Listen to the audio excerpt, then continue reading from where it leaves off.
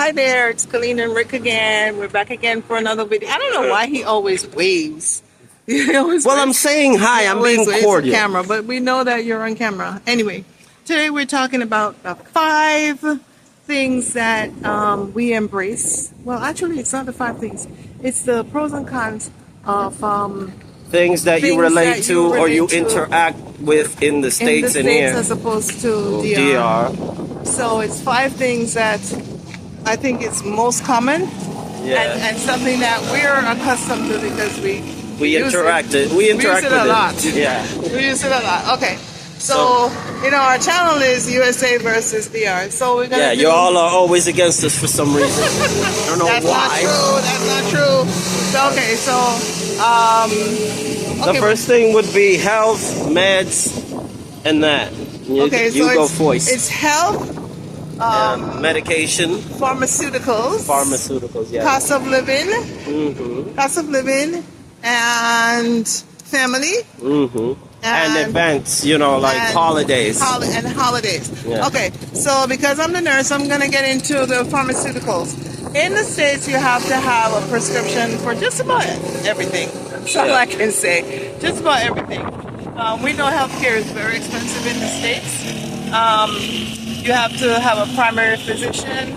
Over here, you really don't. You don't need a primary physician, but I would certainly suggest getting healthcare once Health insurance, yes. Even if you're just visiting, make sure you have travel insurance.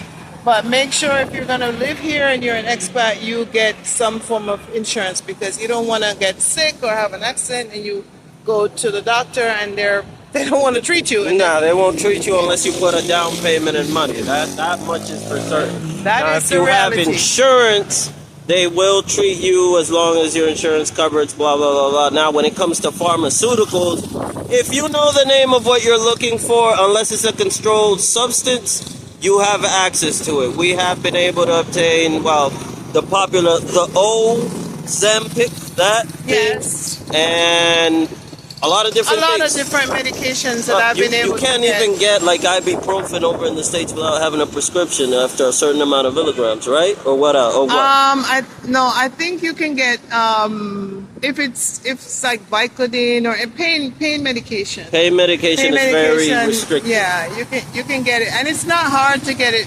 doctor to give you the prescription. It really is. No. So, but as far as if you know what you need. Ricardo looks it up in Spanish, yes. And then we just go to the pharmacy and we get it. And a pro tip for when you're looking for stuff in the pharmacy, like sometimes when you get a prescription from the doctor, they give you medicine with a certain name and it's from a certain laboratory. When you go to the pharmacy, ask them, look, I want this same medicine but from another laboratory. That will cut down the cost even by half or even 75%. Because the trick the doctor has is that he gets a commission if people buy the medicine that he's suggesting.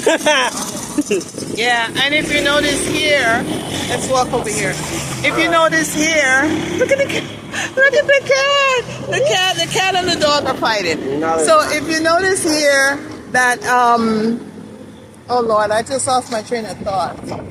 Get back on the train. Oh my God, you just made me lose. And this doggy, he just... No. Remember, we already talked about meds. Next is the wait a minute. tradition. There's something I wanted to say about the medications is the cost.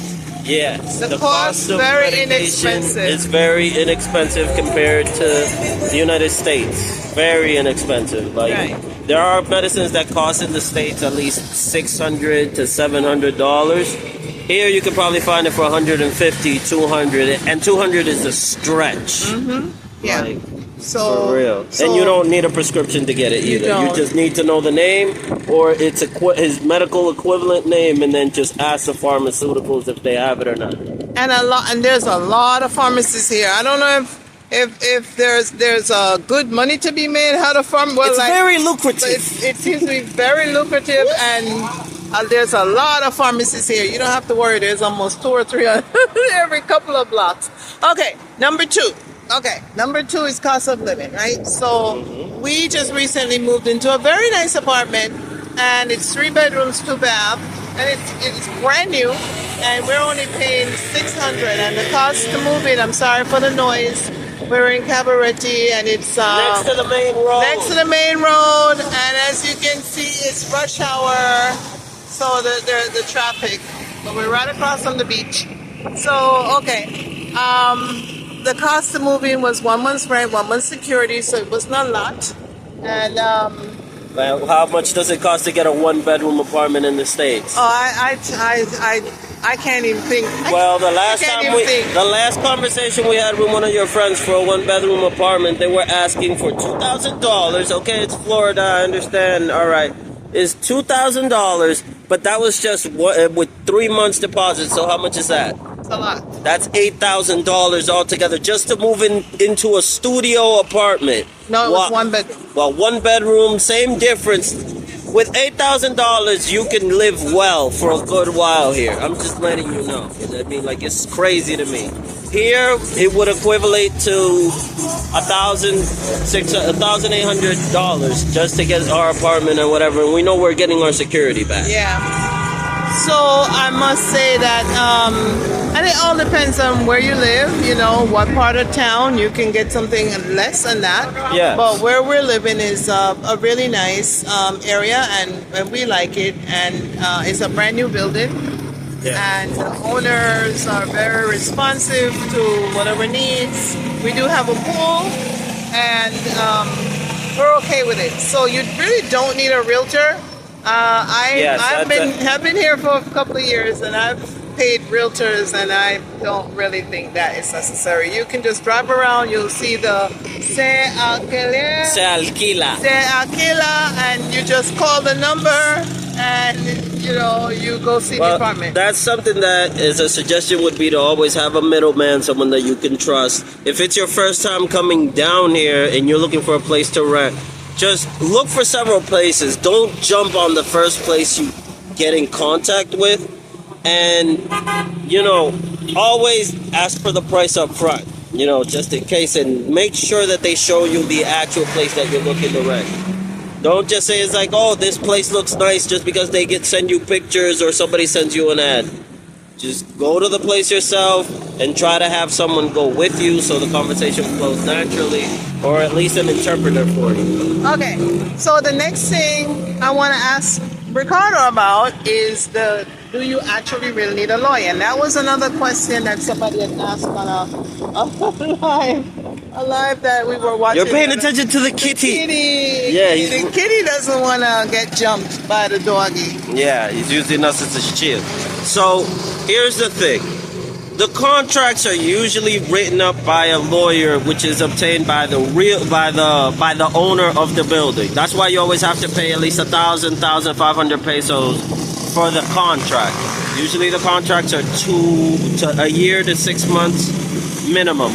A lawyer is required always to make the contract for you, whatever you're going to rent, because everybody wants to have their money safe and in writing. A lawyer is required. Now, do you have to look for it? No. Most of the time the realtor will have his own lawyer set up, and he will ask you for your information and for all of that stuff, so he can make the contract for you, and then you can see it. So is it the lawyer that the owner or the owner should be paying for the cost of the lawyer, right? No. With you just paused me out. No, I'm doing a walk-in. Oh. So this is like a walk-in tour, and we're out here in Cabarete.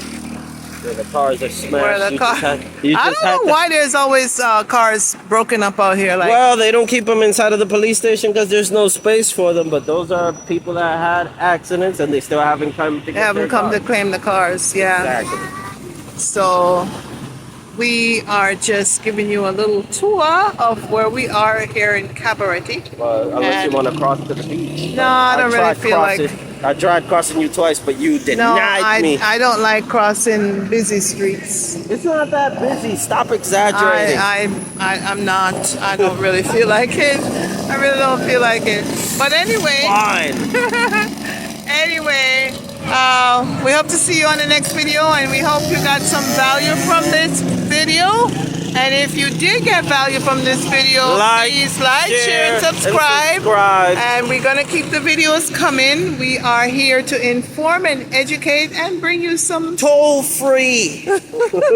Bring you some knowledge to keep you safe here in DR. Ricardo is Dominican, I'm American, Jamaican, I guess you can call me a little bit of both. So this